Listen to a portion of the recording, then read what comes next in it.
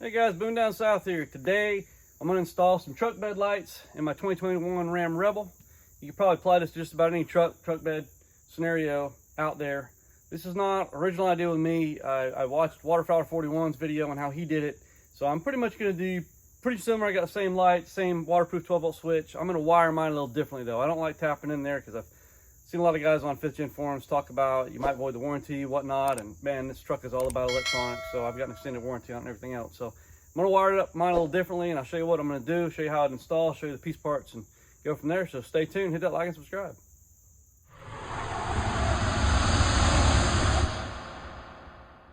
Yeah, so basically the main parts of this project are these lights here that I got off Amazon, and basically you got 3 LEDs. And you got 4 of these in this wire set here with the stick-on tape. That's one of the main things. Second main thing is this 12 volt waterproof switch, which will just be on off. I want constant power on this. I want to be able to flip this on anytime I want. And the next thing is an inline fuse holder, because we definitely want to put a fuse on the positive going to where we're going to hook this up. So we want to make sure we've got a fuse holder for that, the system. And then basically just got some flexible tubing to put the wires in as I run all this stuff. Those are the main components. Everything else is just your preference of how you want to splice the wires together and hook the wires together. It's just a preference thing of what you like, what you feel good about. So first thing I'm going to do is get these unwrapped. Go ahead and run those. And basically with sticky tape, I'm going to mount them. If you look at my bar here, I'm probably going to mount them right onto this bar right here. And then I'll figure out what I want to do with the wire, because I definitely don't want wire dangling. But on my truck bed here, I'm going to mount all the lights down here going all the way up to the front. So all 4 will be on that side facing down, and same likewise on this side. Yeah, so once you open it up, your one light's at the end here. It's got some cord, looks like it's got some quick disconnects on them. And basically it's this whole string of 4. And then you finally come to your extra wire to run wherever you need to run. So they give you plenty of wire right here. So we're just gonna go ahead and run the 2 runs down here and go from there. All right, what's good between these wires, I do have these quick disconnects, which are come in handy, because you got all this stuff to work around, right? You know, I got the rear one I went ahead and put up right up there, and I'm gonna go ahead and put the, or actually that'll be the front one. I'm gonna put the rear one right close to the end here. That way when my tailgate's open, I got a lot of light shining down here. But I'm gonna disconnect these wires and figure out where I want the next 2. Just make sure your disconnect doesn't fall in someplace hard to get to. Yeah, now make sure when you mount this, you don't actually do it backwards where the disconnect is on the far side. You want all your wires on the far side so you can run that down inside the bed there. Down here, there's a little crack right there, and my wires fit through there. So I think that's where I'm gonna mount my 12 volt waterproof switch and run the wires right through there and then down the channel there. All right, so where I found to run the lights, showed some light up in here, but there was a little gap right up in there. So I was able to run the rest of the lights, the wire for the lights down in this little gap right here.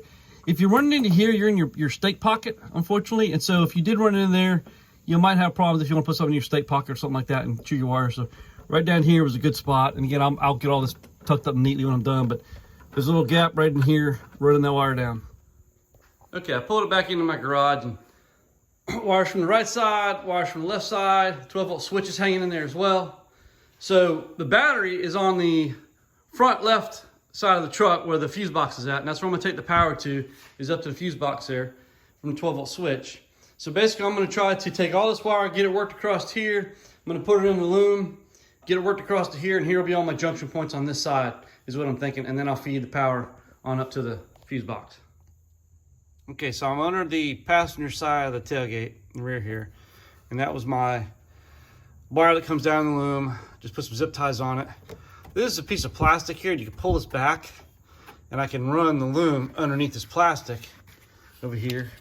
And there are a couple of holes that I can get zip ties to, and that'll keep it nice and clean. There's no hole right there. So I'm gonna run it behind this all the way to the other side. All right, I thought this was a hole here. It's not. As I move on over, you got a big old hole here. So basically that loom is running right on this lip right here, across this whole plastic piece. And then I got it zip tied over here. And I'm just gonna keep working it across. All right, so this is the light wire from the lights on the passenger side of the bed, and these are the lights from the driver's side of the bed. The red wires are for the 12 volt switch. I haven't put those in the loom yet. Basically now I'm going to take these, cut these wires, and attach one of the wires of each one to the one for the feed here to feed the power in, and then we'll tie the other wire from each of these and put a third wire to it and take it to a ground. And I'll look around and find a bolt somewhere right here, one of these bolts here to use as a ground on frame here.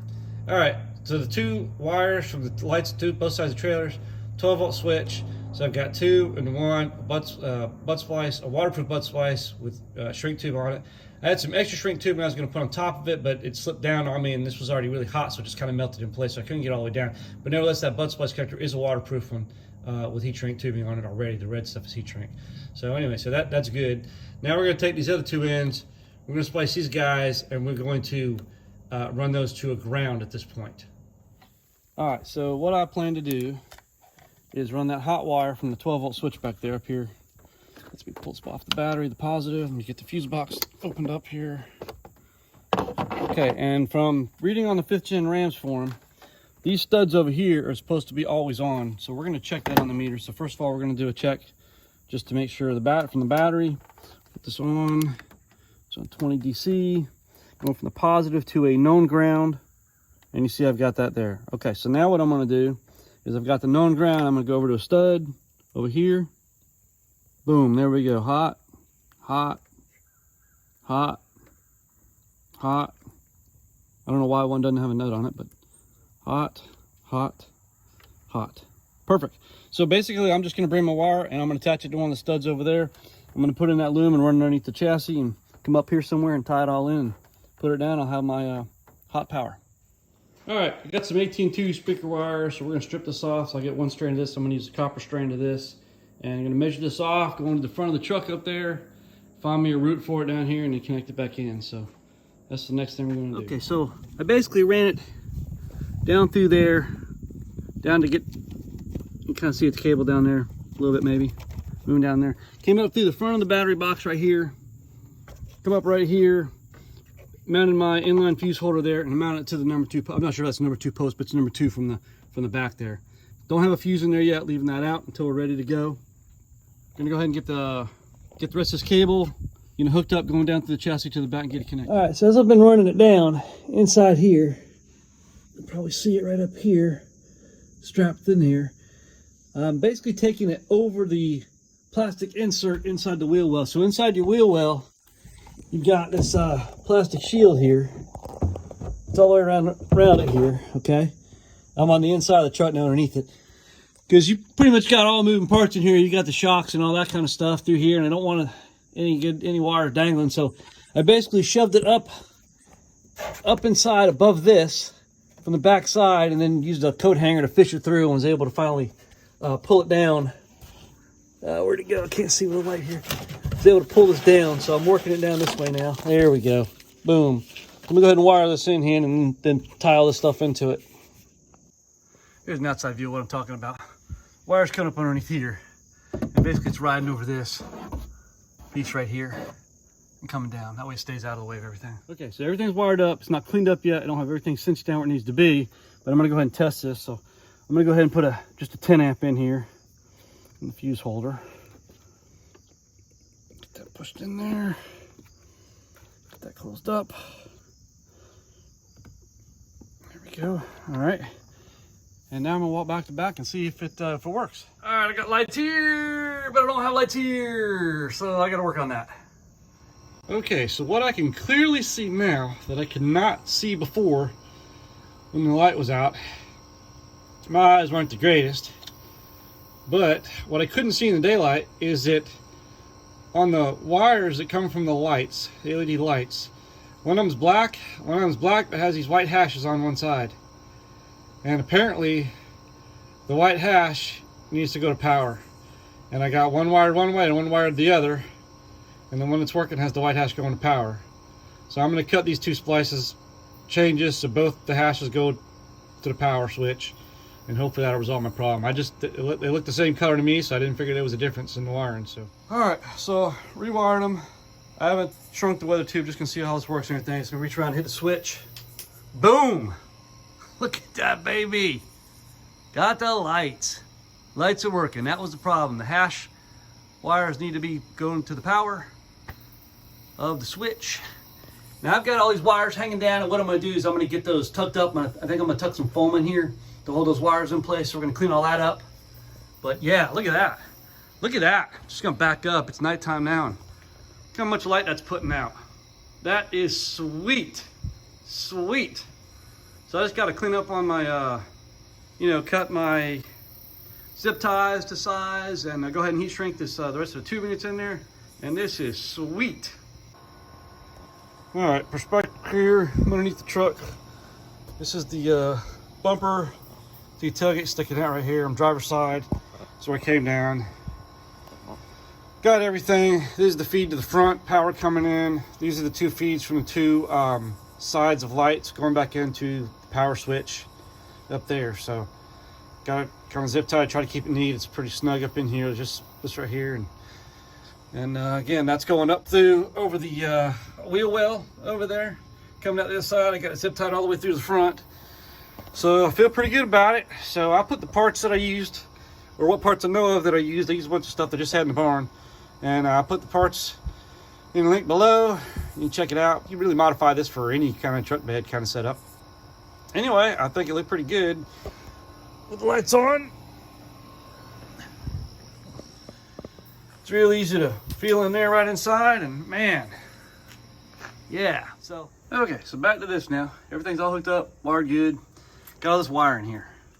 So, right inside this piece right here, goes up in here. It's only about that wide or so. See if you can kind of see what I'm talking about right down here. Right in here, this groove right here. So, what I'm gonna do is, this is what I got in the barn, a piece of this stuff right here. It's got tape on both sides.